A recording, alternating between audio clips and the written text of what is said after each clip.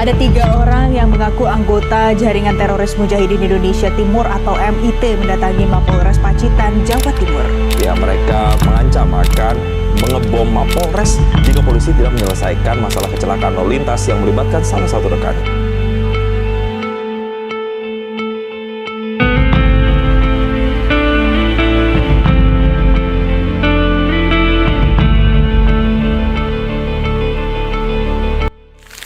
Halo semuanya. Kenalkan, kami dari kelompok 4 Pancasila F. Hari ini kami akan membahas berita yang sangat penting tapi sering disalahpahami oleh orang. Nah, topik apa itu? Iya, topik itu adalah terorisme. Terorisme itu sangat disalahpahami oleh masyarakat. Ya, mereka mengira itu tentang bom, senjata api, padahal bukan itu. Di dalam era modern itu ada permainan di media sosial. Nah, topik itu yang kita bahas itu adalah terorisme di era modern.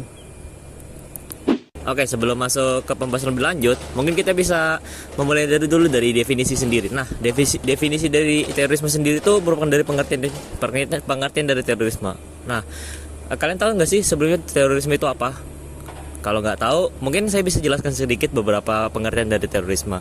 Terorisme sendiri itu adalah sebuah tindakan kekerasan ataupun ancaman yang ditujukan pada masyarakat publik. Nah, baru definisi selanjutnya itu adalah penargetan. Nah, jadi adanya sangkut paut antara ancaman dan penargetan. Penargetan yang dilakukan oleh terorisme ini kebanyakan itu ditargetkan pada fasilitas publik ataupun fasilitas umum lainnya. Lalu definisi selanjutnya itu adalah teror. Nah, terorisme sendiri itu bukan hanya menargetkan seseorang ataupun menargetkan suatu fasilitas, tetapi aksi terorisme ini juga menimbulkan beberapa trauma ataupun aksi teror di berbagai masyarakat. Nah, pada Undang-Undang Indonesia Nomor 5 tahun 2018 menjelaskan bahwa terorisme itu sendiri adalah sebuah tindakan teror. Itu ada paparan dari beberapa undang-undang ya yang kita ketahui sendiri. Itu ada Undang-Undang Nomor 5 tahun 2018 menjelaskan bahwa tindakan terorisme sendiri itu adalah sebuah tindakan yang menunjukkan pada tindak kekerasan ataupun ancaman sosial lainnya yang menimbulkan teror di berbagai masyarakat. Lalu itu menargetkan pada sebuah fasilitas, baik itu fasilitas publik ataupun lainnya. Nah, dari pengertian tersebut kita nggak bakal kemana-mana. Kita akan terus melanjutkannya itu dari berbagai faktor yang akan menimbulkan atau mendorong terjadinya adanya terorisme. Yang pertama itu adalah faktornya ideologi ekstrim. Nah, ideologi ekstrim ini itu merupakan sebuah pengertian dari kesalahpahaman dalam ideologi agama ataupun ideologi politik yang memiliki ukuran yang sempit. Lalu adanya tindakan radikal lainnya. Lalu adanya faktor pelemahnya tindakan hukum yang ada di suatu negara. Ini merupakan sebuah faktor yang sangat penting, terutama bagi sebuah negara yang mengatur adanya tindakan terorisme. Jadi terorisme itu tidak ada yang menghalangi, jadi mereka bisa bebas beraksi dimanapun dan meneror di fasilitas manapun. Lalu adanya faktor terorisme di media sosial. Media sosial ini termasuk sebuah perkembangan pesat yang ada di zaman sekarang.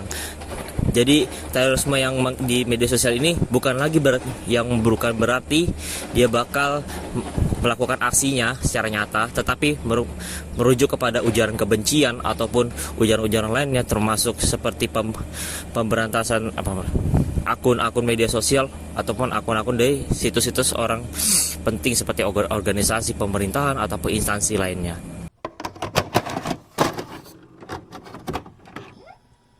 Beberapa contoh terorisme yang terjadi di Indonesia.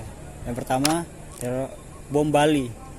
Itu menewaskan 200 orang, membuat dampak kerusakan yang cukup besar.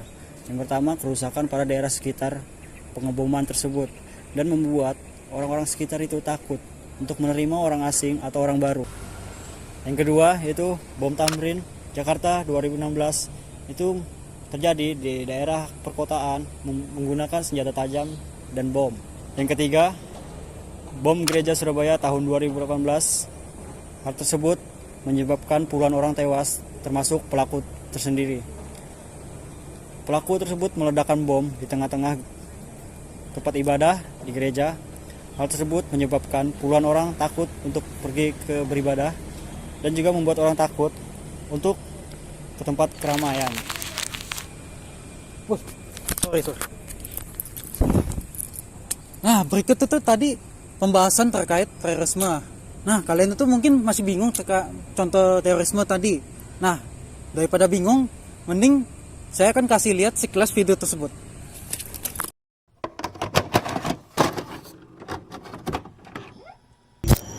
Halo, kita tidak perlu meledakkan apapun. Cukup buat mereka merasa takut. Aku sudah mengirim email ancaman ke instansi penting. Jika tuntutan kita tidak dipenuhi, maka data akan kusebarkan. Mereka panik. Polisi sibuk mencari siapa pelakunya. Kita siap menjadi bayang-bayangnya. Tekanan psikologis lebih berbahaya daripada bom. Kita takuti mereka dengan kata-kata saja. Staf pemerintah sudah aku retas. Jika tidak ada balasan dalam 24 jam, maka semua data akan bocor ke publik.